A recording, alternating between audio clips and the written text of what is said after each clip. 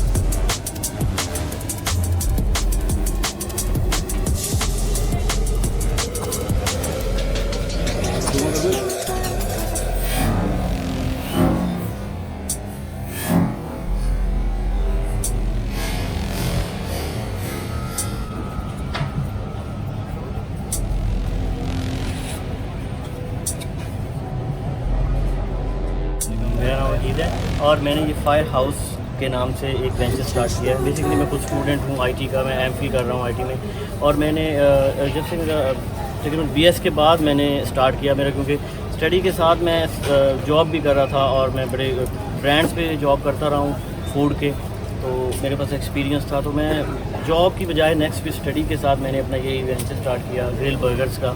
और इसमें मैं अपनी सॉसेज, चिकन, बीफ, हर चीज़ मैं खुद डेवलप करता हूँ और उनकी मैरिनेशन और प्रोडक्शन मैं खुद करता हूँ। और ये ओरिजिनल चारकोल ग्रिल पे मैं इसके बाद मैंने ये F10 मरकज़ में स्टार्ट किया है फायर हाउस के नाम से ही, और फेसबुक और इंस्टा का user name fire house ISP है।